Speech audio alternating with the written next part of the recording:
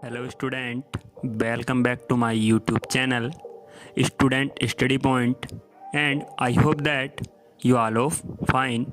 So let's move on to a new topic which is to be just discussed today. So let's start. Hello student, 11th class से देखिए 6 chapter चल रहा था और हमने इससे पहले वीडियो में बात की थी वन डायमेंशन इलास्टिक कोलिजन की। ठीक है, यानी एक विमीय प्रत्यास्थ संघट की बात करने वाले हैं। द्विविमीय प्रत्यास्थ संघट की टू डायमेंशन इलास्टिक कोलिजन। तो देखिए इसमें क्या है, उसमें और इसमें केवल अंतर इतना है कि वहां हमारे पास जो वस्तुएं थी वो केवल एक ही एक्सिस यानी एक डायमेंशन के लिए होती थी जो टक्कर कर रही थी। यहाँ वस्तुएं टक्कर के बाद टू डायमेंशन मोशन में जाएंगे, यानी एक वस्तु एक प्लेन में और दूसरी वस्तु दूसरे प्लेन में। ठीक है, अगर एक डायग्राम के थ्रू आप बात करें तो अगर ये ए वस्तु हो और द्रव्यमान हो m1, स्टार्टिंग वेग हो u1 और एक दूसरी वस्तु से थोड़ी दूरी पर b रखी हो और ये रेस्ट में हो, और रेस्ट में होने का मतलब है u2 का मान कितना हो, 0 हो। ठीक है, और द्रव्यमान हो इसका m2, तो ये ए वाली वस्तु बी से आके संघट करे यानी कोलिजन करे, और ये बाद में इस मैं यहाँ से अलग डायग्राम बना रहा हूँ थोड़ा सा, यहाँ से ये इस तरीके से क्या करें, अलग अलग प्लेन में गति करें कि यहाँ से किसी एक एंगल पे गति करे और ये दूसरे एंगल पर गति करे। अगर ऊपर वाले के लिए थीटा हो, नीचे वाले के लिए क्या हो, फाई, तो पहली वस्तु का वेग v1 और दूसरी वाली वस्तु का वेग v2।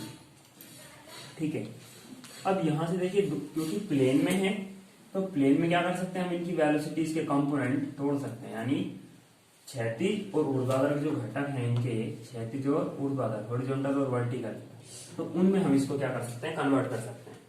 तो कन्वर्ट करने का मतलब क्या हुआ कि जो v1 वेलोसिटी है इस थीटा जिस अक्ष के साथ बनाया हुआ है वो क्या होगा, इसका हॉरिजॉन्टल यानी क्षैतिज घटक होगा, तो v1 cos थीटा।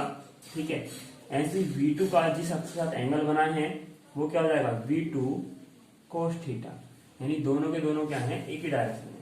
ठीक, अब देखिए जो इनके ऊर्ध्वाधर कंपोनेंट है यानी वर्टिकल वाले हैं तो वो हो जाएगा v1 sin थीटा और ये हो जाएगा v2 sin थीटा। ठीक है, अब देखिए इसके बाद बात करते हैं कि अब इतना डायग्राम बनाने के बाद इसको हल कैसे किया जाए, इसके समीकरण कैसे प्राप्त किए जाए जो क्या करें, हमारे पास टू डायमेंशन इलास्टिक मोशन को रिप्रेजेंट करें। तो देखिए एक बार दोबारा डायग्राम की बात कर लेता हूँ कि वस्तु ए गतिमान है, बी वस्तु रेस्ट में है, तो u2 का मान 0 होगा।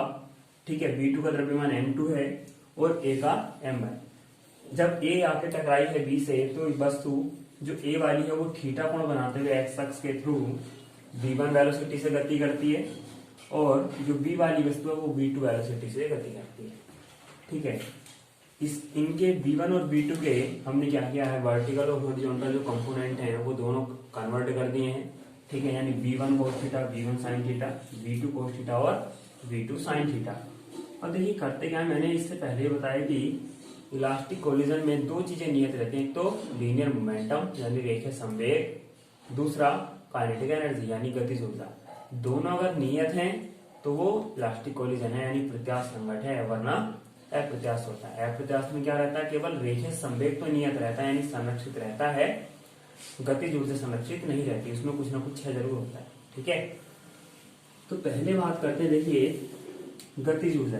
ठीक है, तो गतिज ऊर्जा में क्या है कि आप अगर गतिज ऊर्जा के थ्रू बात करेंगे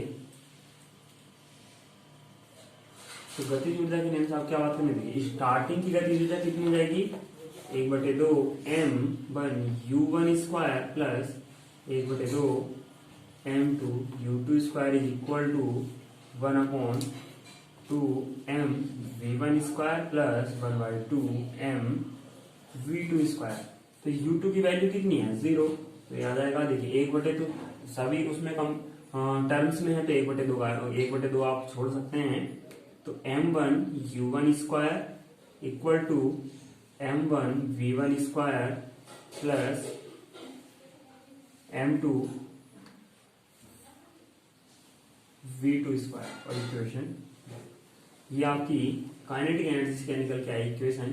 आप चाहे तो इसको m1 वाले टर्म को एक साथ कर सकते हैं कोई फर्क नहीं पड़ रहा, चाहे आप इसको मान लीजिए, चाहे आप अगर एक लाइन बढ़ाना चाह रहे हैं नीचे कॉमन ले m1 के लिए कॉमन निकाल कर, तो आप वैसे रख लीजिए। नेक्स्ट बात करते हैं लीनियर मोमेंटम से, यानी रेखीय संवेग से।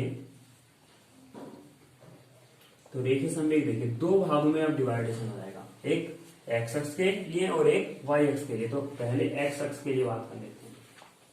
तो एक्स अक्ष के लिए बात करेंगे तो देखिए ए और बी टक्कर से पहले दोनों क्या हैं, एक्स अक्ष में है, लेकिन टक्कर से पहले वाई अक्ष में दोनों में से कोई भी नहीं है। तो इसका मतलब टक्कर से पहले जो इनका ऊर्ध्वाधर संवेग है वाई अक्ष के थ्रू वो क्या है, 0, जबकि एक्स अक्ष के थ्रू कोई ना कोई संवेग, यानी एक्स अक्ष में कोई ना कोई संवेग जरूर होगा। तो पहली वस्तु के संवेग की बात करेंगे तो m1 u1 plus m2 u2 बराबर क्षैतिज में इधर कितना आ जाएगा, m1 v1 cos theta plus m2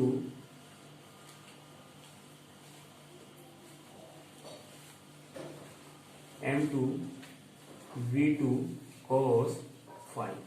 ठीक है, अब देखिए u2 का मान क्या है, 0, तो u2 का मान 0 रख लीजिए। तो m1 v1 बराबर m1 v1 cos थीटा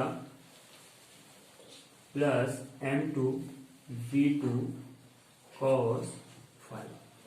तो एक समीकरण आपकी बन जाती है ये एक्स अक्ष के लिए। अब अगर इसकी जगह आप क्या करें, वाई अक्ष की बात करें अब, तो वाई अक्ष में क्या होगा, ऊर्ध्वाधर वाली बात करेंगे तो यहाँ देखिए ए और बी टक्कर से पहले तो ऊर्ध्वाधर संवेग इनका है नहीं, अगर आप लिखना चाहते तो वरना डायरेक्टली आप लिख सकते हैं 0।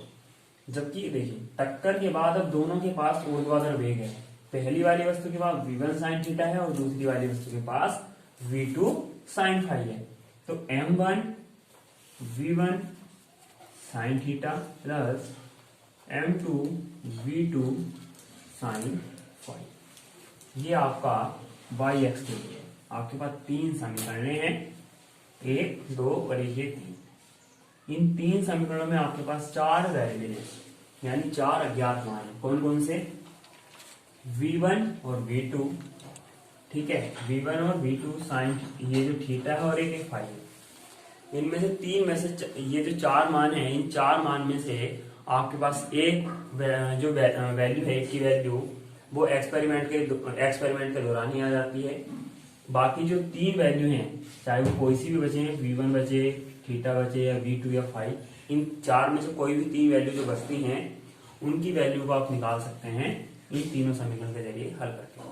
तो आई होप कि आपको समझ में आया हो। And thank you for watching.